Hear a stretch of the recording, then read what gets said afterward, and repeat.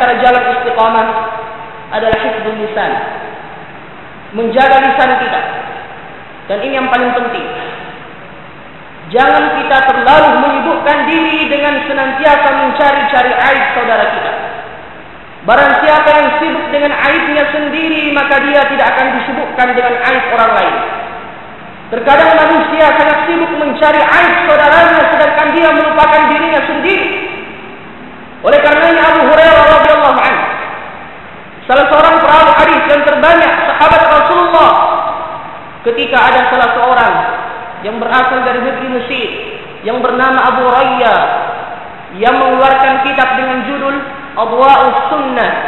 Di dalam kitab itu dia memberikan tuduhan-tuduhan yang keji kepada Abu Hurairah, sahabat Rasulullah sallallahu alaihi wasallam.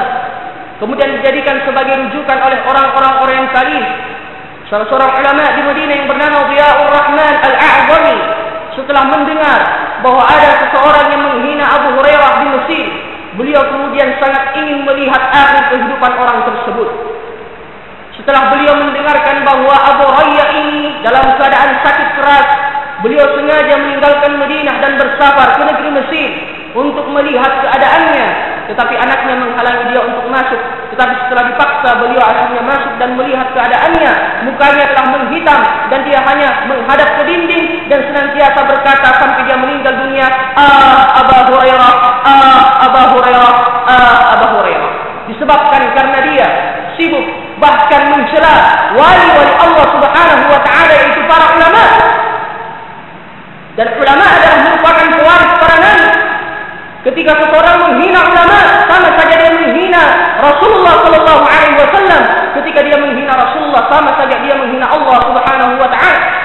Oleh karenanya dalam sebuah hadis Rasulullah sallallahu alaihi wasallam bersabda, "Innal 'abda la yatakallamu bi kalimatin la yulqi laha bala yaghlibu an-nas 70 khalifah." Seseorang terkadang mengeluarkan sebuah perkataan dari mulutnya dan dia tidak memikirkan sebelumnya, menjadi sebab perkataan tersebut dia dimasukkan ke dalam neraka. Alhamdulillah.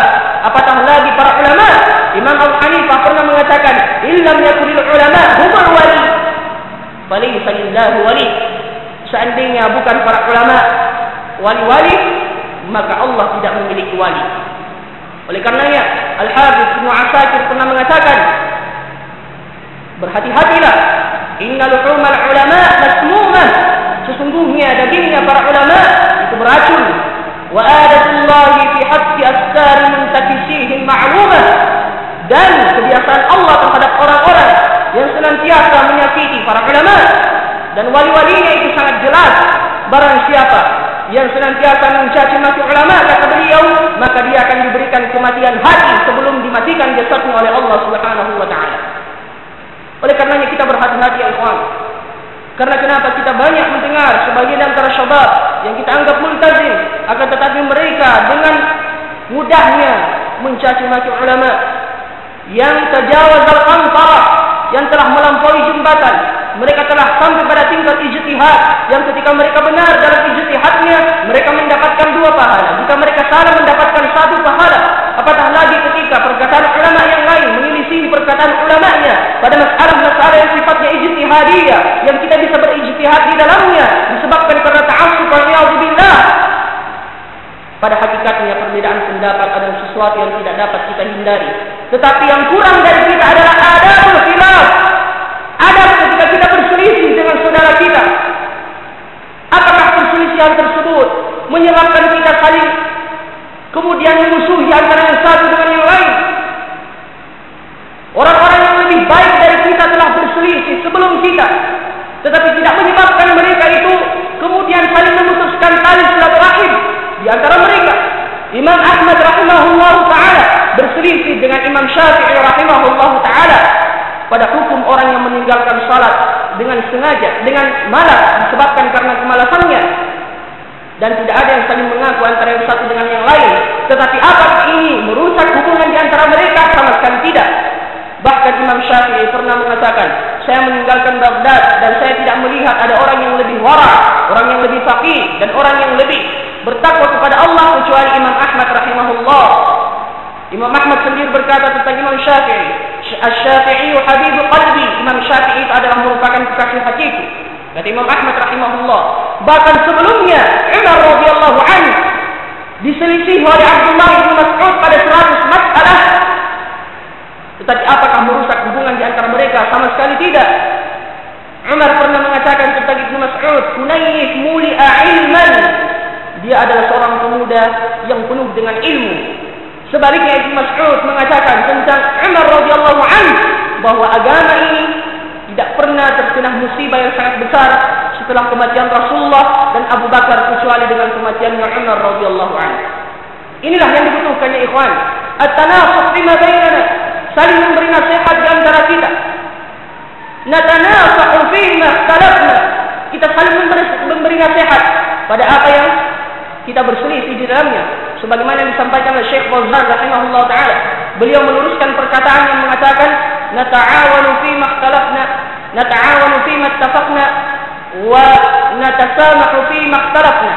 Ada yang mengatakan bahwa kita berta'awun dalam hal-hal yang kita sepakati dan kita toleransi dalam hal-hal yang kita berselisih. Tapi Syekh Fauzan mengatakan tidak seperti itu. Kata beliau, nata'awanu fima ittafaqna, kita bekerja sama dan ta'awun dalam hal-hal yang kita sepakati, wa natanasahu fima ikhtalafna, dan kita saling memberi nasihat pada hal-hal yang kita berselisih di dalamnya. Jangan disebabkan karena saudara kita menyelisih kita mencemarkan kehormatan saudara kita dan seterusnya, karena sesungguhnya kita akan ditanya di hadapan Allah Subhanahu wa taala dari satu kata yang keluar dari mulut kita sekalipun.